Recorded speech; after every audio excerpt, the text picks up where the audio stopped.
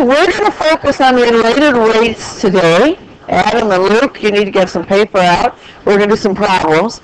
And we'll just go through this quickly, but the key things here, okay? When you are doing these problems, you cannot read these like an English problem. You have to read all the words in here. So you have to read the problem. You may have to draw a diagram. So the important things is probably to draw a diagram, and on the diagram, put those things down that stay constant. Some of you like to put in when the values of a radius, like when something's changing, only the things that are constant.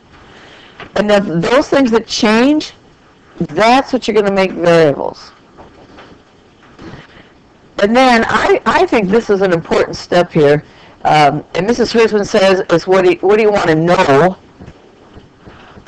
What do you know? And when does it happen? It doesn't matter to me how you think about it. I always do, what is it you want to find? So what do you want to know? What is given? What do you know? What do you already know? And then when does it happen? But often you get a point for writing this information down. So that's kind of nice. And then you're going to write an equation relating what these find, given, and when quantities are. Sometimes you have extra variables, and you'll have to use some geometry to get rid of unwanted variables. Sometimes there aren't any. It just depends on the problem. Usually it's similar triangles, Pythagorean theorem. And also, some of you like to differentiate before you simplify. Always simplify first, because then it's a lot easier. And only after you have differentiated, then you put in the when value. Because why? If I put the when value in before I take the derivative, what is my function going to look like? It's going to be a constant. What's the derivative of a constant? 0. Okay, so this is all, you have all this stuff. Let's just do some problems. Okay. And actually, this problem is the same, almost the same as the snow removal problem. It's a related rate. This is 2008. So you might want to get your packet out if you can't see, especially in the back. What are keywords like FRQs that you probably check related rate or? Yes, when they give you, when you do the find, given, when, it says, we'll read it.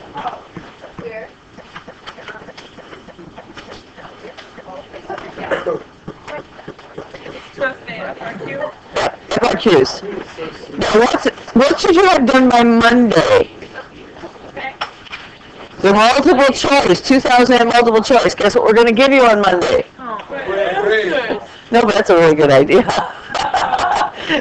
We might, but right now, no, we haven't arrived on Monday. We're going to sign the 2003. But they're not graded, are they? No, but if you don't do them, you're in trouble. And I am available for extra periods 5 and 6. So come in and get help if you have those periods free. And some of you do it at different times because you're in hybrid classes. Some people do. Okay, are we ready? Now, this is an oil leak problem, and this was 2008. When did BP have the big oil leak in the Gulf of Mexico? After this problem was written. And this problem was written 2 years before you see them. So this year's exam was written in 2010. So it's really the same problem. So talk about a real-life application of this. And engineers are figuring this out when they're cleaning up these oil leaks. Oil is leaking from a pipeline on the surface of a lake and forms an oil slick whose volume increases at a constant rate of 2,000 cubic centimeters per minute. I wish you could bring highlighters into the exam because I think that would help. But you can't. The oil slick takes the form of a right circular cylinder, and both the radius and height are changing in time. And we could draw it, but I don't really necessarily need to. And they will give you this volume. They will not give you the area of a circle. They will not give you the circumference of a circle. They will not give you the area of a triangle, not even an equilateral triangle. Those things you have to know. But all these volume formulas, they give it to you. Okay, So at the instant when the radius of the oil slick is 100 centimeters and the height is 0.5 centimeters, the radius is increasing at the rate of 2.5 centimeters per minute. At this instant, what is the rate of change of the height of the oil slick with respect to time? So that's how I know it's a related rate problem. They're asking for a rate of change. Remember, that's just slope. Okay, so let's write down all that information that we have. So, it doesn't matter where I put it. I am given some information. I know something. What do I know? What is that 2,000 cubic centimeters? I start here because that tells me, the units tell me which derivative that is. It's the change in the cubic centimeters is volume with respect to time. So, and please ask questions as I go through this if there's something you don't understand. So I like to identify the numbers. I've always done that. And I forgot to highlight them. We have this information too, the radius and the height. Okay, let's see. It says at the instant when the radius of the oil slick is 100 centimeters. So when the radius, r equals 100 centimeters, and there's nothing about units in this problem, so we could ignore that, but it helps me do the problem. And the height, call that h, is 0.5 centimeters. This just organizes my information. The radius is increasing at a rate of 2.5 centimeters per minute. So that's 2.5 centimeters per minute. And that's what? That's right. That's the change in the radius as time changes. Remember way long ago when you first started doing derivatives, and you didn't know what with respect to x meant. Now you're starting to put it all together. Because this is where you really learn your calculus, is when we do this reviewing. Okay. And I want to find what? It says find the rate of change of the height. dH/dt. You get a point, because I've already looked at the answer key, for writing that down. So everybody in here should get at least 1 point. Just take the information, write it down. You get a point for just doing that. How easy can that be? And then the next part that is tricky, we have to find the rate of change of dH/dt. Now, when I do related rates, I talk about this. They're called related rates because I need something that will relate these quantities. And they gave me a formula. And they told me what? It's a cylinder, so V equals pi r squared h. Look what I have. I have a dV dt, a dr dt, and a dH dt. So how am I going to get those derivatives? Take the derivative. Now be careful, because r is changing in time. I'm going to go ahead and pass that through this pi constant, because it doesn't matter. And make sure that the readers can read what you're writing. So if you have some things that you're not clear about how you write, one year the answer was infinity, and the girl did a little bit like that. I think it was a girl, I don't remember exactly, but that was counted wrong. They read it as an 8. So make sure that everything you write is clear. So it looks to me like infinity, but we don't assume anything, so be careful with that. Okay, so I'm going to get, now what am I going to do on this right side? It's dV dt equals pi, and what's true about this? Make it a little more obvious. It's a what? What operation? It's multiplication. It's the product rule. Remember how to do the product rule? It's r squared times the derivative of the second one, dH dt, plus h times the derivative of r squared. Adam, what is that? No? What's the derivative of r squared? You should be doing it with me. It's 2r. That's with respect to r. Then you have to chain it. times the derivative of the inside function, drdt. Because I can. You could distribute it back out if you want. I don't have to use the product rule of pi. Remember that the derivative with respect to x of some constant times f of x, well, it's the constant times the derivative of x, of f of x, sorry, plus f of x times the derivative of the constant. What's the derivative of k? 0. So this is, in effect, the same as pulling the constant through the operator. That's why we can do it. And if we know why, we remember. You know why, you'll remember. Okay, and now we just plug in the values. What's dV dt?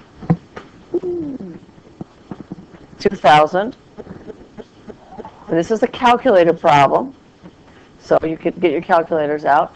R is 100, so it's 100 squared, times dH dt. Oh, I don't know that one, do I? That's what I want to find. We may get caught on the algebra, I don't know. Plus, and it's h times 2r. What's h? 0.5 and 2r. You know what? I don't even want to multiply that. It's 2 times 100. And what's dr dt? 2.5. Now you guys use your calculators, but you know, I don't like to use calculators if I don't have to, because I can do this in my head.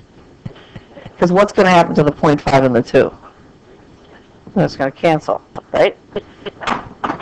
So that's going to give me 1, and really, 2.5 is really 5 halves, right?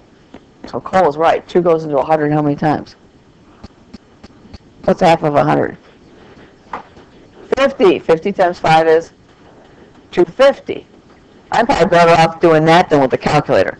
So you guys solve for dH dt. And by the way, if you can't solve for dH dt, it's only a point. This is 4 points for this section. So dH dt. So if you guys want to borrow a calculator, I've got some. I'm short on batteries, though.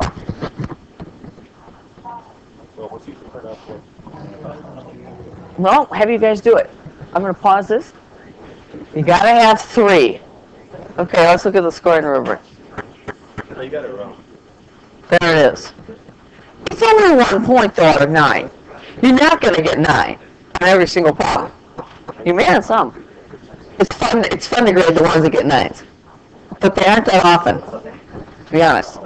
Okay, so you get a point for, whoops, this statement right here. Whoops, when I dropped it and lost it all. Okay, let's undo. You get a point for that. You get a point for this. My guess, I didn't grade this, but my guess is there were a number of students that did not bother to do the product rule. They just probably took the derivatives and multiplied. By the way, if you don't do that, you're done on the problem. You get, on this part of the problem, you get 1. You get 2 points for that. Probably 1 for each piece. So all of you should get 3, right? At least. Okay, you guys, the more, oh, okay. If we don't waste time, we get 2 more problems. Remember, how much time do you get for a problem? 15 minutes. They distributed the pi through there. I just didn't. How many boxes are there? 6. First 2 will be with calculator. So you're going to have a half hour to do those 2, and then the other 4 you get another hour. I thought they stayed 4 places. 3. Now, can you put more than 3 in there? Yes. We do not look past the 3rd place. We don't even read it, so even if it's wrong, we don't look at it. So it doesn't hurt to write all the decimals down. I would. I see a lot of students that have only 2 places, and they have to mark it wrong. Okay, we ready to go on? The next one is, now that's the related rate part. The rest is more. This is like the snow removal problem, actually. Okay, guys? A recovery device arrives on the scene and begins removing oil. The rate at which the oil is removed is given by this R of T. This is how, and you can tell because it's cubic centimeters per minute, how fast the oil is being removed. And there are a couple ways to approach the problem. And it's up to you. I mean, I look at it from here and can do the problem. Sometimes you look at the scoring rubric and say, how did they come up with that? That's the reason why we do problems. Okay. Oil continues to leak at the rate of 2,000 cubic centimeters per minute. Find the time when the oil slick reaches its maximum volume. So let's just kind of analyze this. Okay, so what have I got? I've got oil leaking, what, 2,000 cubic centimeters per minute. And then it's being recovered. And I probably have to go back and look. It's recovered at a rate of, what was it? 400 square root of T cubic centimeters per minute. So you've got the oil leaking into the water, and then they've got something that's taking the oil out. I don't know how they get it out, but they do. I don't know. Okay. And it says, I want the maximum volume. What is this? Cubic centimeters, that's a dV/dt, right? Leaking. And this is the change in the volume that's being recovered. Or removed, however, it's the same problem, isn't it? It's even the same question. I want the maximum volume. How would you get maximum volume? How would you know where to look? Maximum volume occurs when the derivative of the volume is 0. Now we could work with derivatives, or we could go to volume. And Mrs. Richmond went to volume. It depends on how you see it. Because how would you find your total volume here? 2,000.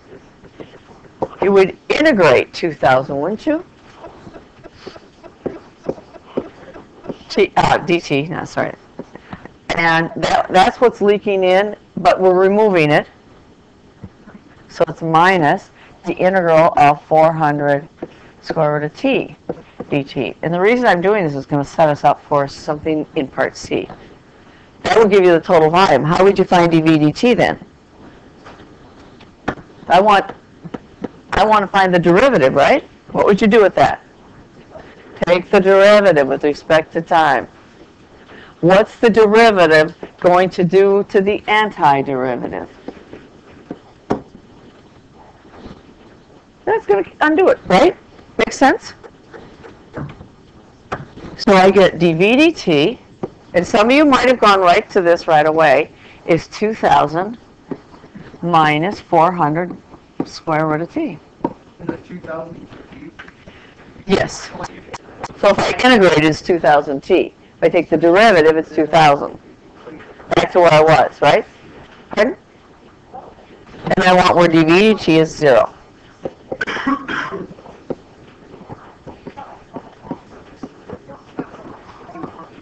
It's when the two rates are equal. Because remember our critical points? They occur when the derivative is 0. We always get max and mins when our derivative is 0. Now, they're not going to trick you, by the way. They're not going to have that not work. I've never seen that happen. Okay, it's a calculated problem. We can do that, or we can just solve it. You get a point for this statement right here. Now, could you have gone right to that statement? Why not? Because I mean, some people want to go right to the volume and then take the derivative. Or you can just say, well, the difference in these two derivatives is the change in the volume, period, and I want where that's 0. So then some people said that those are equal. So if I solve that, I can actually do that in my head. But that's okay. 400 square root of T equals 2,000 And then what do? Divide by 400. And that just gives me 5. So t equals 25. Okay, let's see what points we get for this. Is that doable? What's that? That's the time. Let's answer the question. I didn't answer the question. Well, I did kind of, but I didn't do it very clearly. And it says, find the time when the oil slick reaches its maximum volume. So maximum volume, not what is it, but it's when, occurs at t equals 25. And I don't know what the units are. Minutes? We'll put the units in. If they don't ask, so we won't even look. So if you put the units in wrong, we don't care. Okay, Luke? No. It's a calculator problem, so you can put it on your calculator, whatever. Now, is it really a maximum? How do I know? Second derivative test. It says justify your answer. You could do the second derivative test. You want to do that? Yes. Well, if dv dt, we didn't do that in another class, we'll do it two ways, is 2,000 minus 400, and let's make that t to the 1/2. I like the second derivative test now that you mention it. What is the second derivative then? What's the derivative of 2,000? 0. So it's equal to minus 400 times 1/2 times t to the what? Negative 1/2. Well, these are always positive. We include by 400. So what's true about the second derivative? It's less than 0, therefore it's a max. Remember, because what's true? It's concave down. I like that idea, second derivative test. First derivative test isn't too bad. We'll just draw a little line here. This is v prime, or dv dt. There's 25. And you know, if it's supposed to be a max, it's going to be a max, so you could just fudge it and say it goes from plus to minus. But let's test it. If I put in a value like 1, that's to the left of 25. If I put in 1 that's clearly positive, and if I put in like a nice number, 100, then that'll be 10 times 400, so it's 4,000. 200 minus 4,000, and you could use a calculator, is negative. So if you're going to use the first derivative test, v prime changes from positive to negative. If you use second derivative test, v double prime is less than 0. Okay, Adam, why don't you sit up there, please? I know, I'm sorry. I need to do the second derivative test. What day is it today? Friday. Friday the what? 13th. Okay, let's grade this. Come on, Adam. You're not the first one to get moved today, though. Somebody my first hour. Okay, that kind of hard to read, but you get a point for basically saying that these are 0, that that's 0 or they're equal. I don't care. Get a point for that. You get a point for the t equals 25, and then you get a point for the justification on the max. And all it's saying is v prime is positive, v prime is negative. And you can say it as succinctly as I did.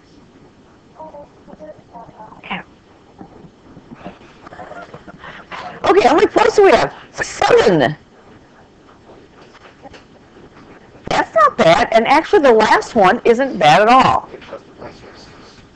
Okay, for part C, by the time the recovery device began moving oil, 60,000 cubic centimeters of oil had already leaked. Actually, it's probably small. It's probably a whole lot more than that, but anyway.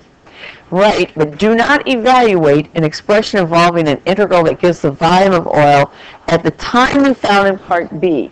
As long as you're consistent, if you found the time was 10 or something like that, you use that number throughout the problem, you'll get the points for this. You won't get the point for the time, but you get the points for finishing this correctly. You just got to be consistent. So don't change horses in midstream. Okay. Unless they tell you the answer, because sometimes they'll say, show that the derivative is this, and you don't get that answer, use whatever they give you. Don't go and use your work. if your work doesn't get you the answer they have given to you. So be really careful. That's why they do it, so it's easier for us to grade. Okay, so we have 60,000 cubic centimeters, and I want the total volume of oil. Well, you know, we kind of did that, didn't we? What's the volume of oil? It's the integral of 2,000 minus the integral of this thing. But what do we have to add in there? Because someone's already plus 60,000. That's all there is to that part. What part is that? C? D? I don't know what it is. So it's 60,000 plus the integral of 2,000 dt. And they will not mark off if you don't have the dt in there. And where are we going to integrate from? 0 to 25. Minus 0 to 25, and that was R of t. You may use R of t, or I can put in the value if I want. Oops, it's 60,000. Now, I would still give the point there, because that's just a copy error. It's clear, right? To me it's clear that I meant the number that was in the problem. If I wrote 4,000, then I wouldn't give that. Okay, so how many points is that worth? Oh, don't do that to me. 1 point for your limits and initial condition. They wrote it as one integral, that's fine. 1 point for the 0 to 25 plus the 60,000. So you get a point for doing that, and then a point for this. It wasn't that bad. Now, when you first look at the problem, though, at least when I look at the problem, maybe you're not that way, but when I look at the problem, I look at all that reading and go, oh my, what am I going to do? Do you guys do that too? Yeah. Yeah. So then just start breaking it down. You can use your pencil to underline, but you can't bring in colored pens or anything. Okay, ready for another one? Let's do 2007. Now, 2008 was the last time we had a related rate problem. That's 4 years ago. I know we found last year we had a related rate problem. I think you're going to have one. It's your spidey sense. That's my spidey sense, yeah. If it's not a whole problem, it's going to be part of a problem. And the good news is they don't do too many related rates in the BC exam. Not on the pre-response. So we are going to go to 2007. And that looks pretty ugly too, doesn't it? Wait, how was that? How was that? Are you jumping around? Pardon? How was it related to that? Well, they're not. They just have to cover the BC topic. So generally speaking, I haven't seen very many related rates on the BC pre-response. Now, you will have 3 problems that are exactly the same as the BC test. They're common problems. And I've scored both the AB students and the BC students on that, and usually the BC students are a little bit better. Their average is higher. I'm going to go ahead and cover this. Wouldn't stay. Okay. You will have a chart, I'm sure of that. You'll have piecewise functions. Now, remember when you look at the visual here, what are we given? Is this R or R prime? Okay. You might want to circle it. The volume of a spherical hot air balloon, and guess what? They give you the formula. You do not have to know that. Kind of nice. Expands as the air inside the balloon is heated. The radius, measured in feet, is modeled by a twice differentiable function. What does that mean? Because that bothers you guys. I just ignore it. You can find the second derivative. Second derivative exists. Okay? That's all it means. And now, R is a function of time. So it's R of t. You're used to x's and y's. So that bothers you on this problem. Did you recognize this? We did this problem. It was one of our test questions. Okay, I think it was a take-home test. The table above gives selected values of the rate of change, R prime, on the time interval from 0 to 12. The radius of the balloon is 30 feet when t equals 5. Okay? In fact, I'm going to write that down, maybe. I'll have to extend my page. Okay, so what did it say? T is equal to 5, R equals 30. That's going to help me, actually. And what's it asking for? Estimate the radius of the balloon at t equals 5.4 using the tangent line approximation at t equals 5. So I have a function, and I'm going to write the equation of the tangent line. And by the way, it say, yeah, it says it's concave down. So I don't know what it looks like, but it's going to look something like that. Does that make sense? Because the balloon is expanding, but it has to expand slower and slower. What's going to happen to the balloon? It'll pop, right? Okay, so we're going to write the equation of the tangent line at 5. So t is equal to 5. And so I want this tangent line right there. I've already answered a question if you think about it. But let's first do this. Okay, how do you write the equation of lines? Not y's and x's. What's the y here? What variable? R. So it's r minus r1 equals the derivative at some time, called t1. And then this is t minus t1. I don't know if that helps. I know I'm thinking x's and y's too. So it's r minus the radius, which is, because it gave it to me. That's why I wrote it down. I said, that's going to help me. Where is it? It's kind of, I don't like where it's placed here. Oh, and I didn't talk about how the exam looks to you guys, did I? Or did I? I know I did with you, not maybe second hour. You're going to get 2 pages? Okay. So it's r minus 30 equals the slope times t minus 5. Oh, and it's right behind me on the board. What's the slope at 5? Just read it right out of your table. 2. I think that's all I use the table for. Oh, maybe not. No, we have to remind some.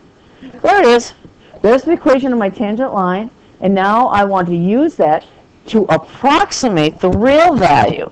The real value is this one over here. This is the approximate value. Is that an overestimate or under? It's an overestimate because the function is concave down. Actually, I might prefer to write that. And so let's put in 5.4. This is, what number is this? 5, no calculator. But you don't have to simplify. You should solve for r. It's 30 plus 2 times 5.4 minus 5. We accept that answer. If you do it wrong, we don't. But we'll go ahead and finish it because I want to check my answer.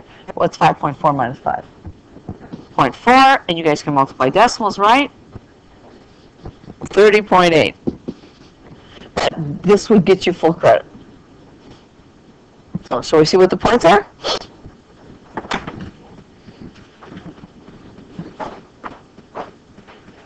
Oh, it looks all so goofy, doesn't it? Yeah, there is. Okay. 1 for the 30.8. But if you just come up with 30.8 and don't have the equation of the tangent line, you get nothing. Now, will you get this one? The graph's concave down, so it's an overestimate? Even if you didn't do the other one right? Yes, you will. They're independent of each other. Sometimes some of you want to write things down that are important to the problem, but you haven't done the work to get to that point, and they won't give you the points unless you do the work. But these are more independent. So I just drew the picture. To me, if I saw this, I'd be fine. There's no problem with that. Okay, what's part B? Find the rate of change of the volume with respect to time. And so V is equal to 4/3 pi r cubed. Well, I'm going to let you guys do that. V equals 4/3 pi r cubed. And I want to find dV dt. What else do I know? At t equals 5.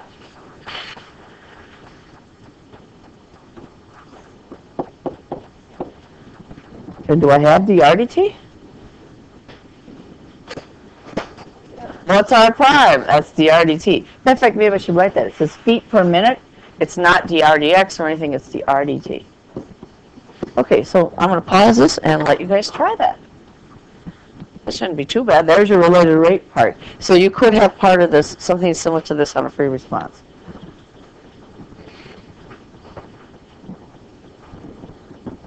Is equal to 4/3. I hate that. Pi, and what's the derivative of r cubed? 3r squared times dr dt. So you could just leave it this way. What's r? 30. Squared. And what's dr dt? 2. How do I know that? From the table. Yep. This is dr dt at t equals 5. It's 2.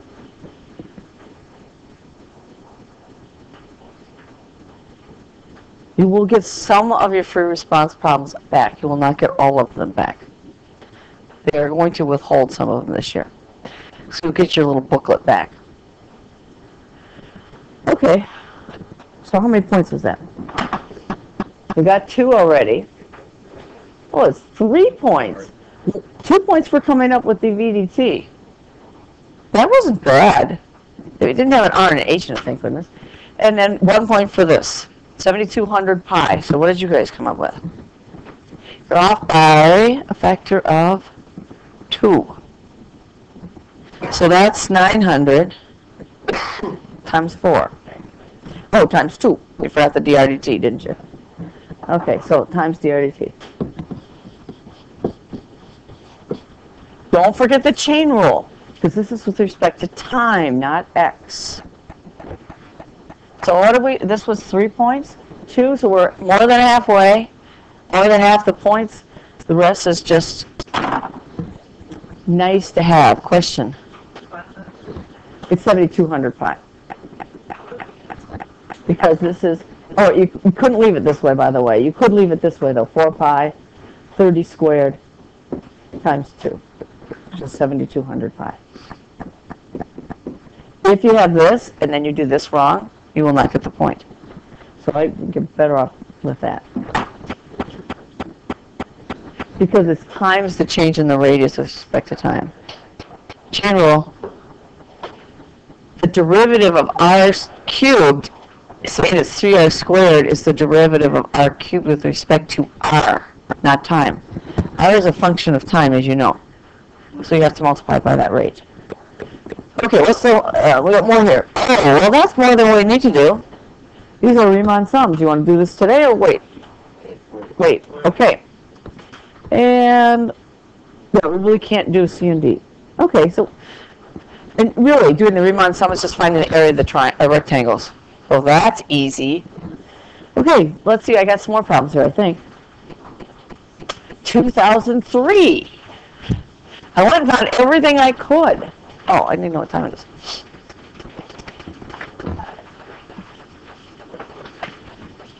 I can find a little clock here. Let's see. Oh. Come on. Oh, there it is.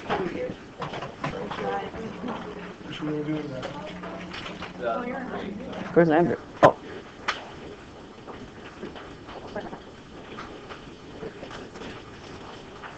Oh, yeah. Because digital's smaller anyway. There we go. Are you happy now? So we don't. Now we have a clock. You want to try this? I think you should try it. We read it first. And it's unfortunate you can't read out loud because I think some of you do better when you read out loud. The coffee pot has the shape of a cylinder with a radius 5. Is this changing this 5? No. So it's okay. What if we had a cone? Is the radius changing? Yes. So cylinders are safe. Cones, no. Both height and radius are changing. Okay, h is a function of time. They even define the h on your picture, which is really nice. The volume is changing at a rate of -5 pi square root of h cubic inches per second. Show that. Okay, here's one of those I was talking about. It says show that. So let's say you don't get dH dt equal to that. Use what they give you. Do not use what you came up with, because if you didn't get that, you know you're wrong. So we are given dv dt, right, is negative 5 pi. This should be familiar to you, too. We gave this as a test question. Do you guys remember it at all? I mean, you may not know how to do it. That's okay. I just wonder if you remembered. Okay. And v is equal to pi r squared h. Can I go ahead and put r in? Is r constant? Yeah. I could take the derivative, but what's dr dt? Since r is a constant, dr dt is 0. It's perfectly okay to do that, but I'd rather just make it easy on myself. What's the radius? 5? Okay, so I'm going to substitute that in. Simplify this. So that's 25 pi. That's just a number times h. Okay, so what's dv dt then? 25 pi times what? dh dt. Now, you want me to write, what's the operator? It's d dt. These are rates, so I have to have time involved. Okay, so then I want to put the d dt here. And what is dv dt? Negative 5 pi square root of h equals 25 pi times dh dt.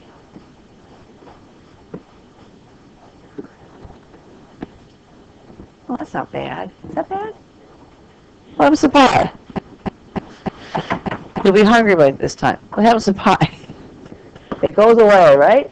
So negative 5 square root of h equals 25 times dh dt, and then what do? Divide by 25.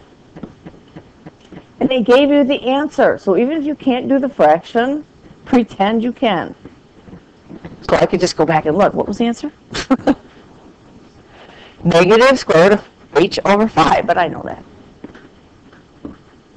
But they gave us the answer. So if you get stuck on the algebra, don't get too stuck. That's the related rate part. That was only, I think, 2 points. I'll find out. Wait a minute if you do that.